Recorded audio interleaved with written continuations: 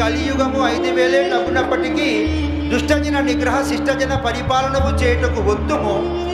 దుష్ట నిగ్రహార్థంపై ప్రళయములు కల్పింతుము.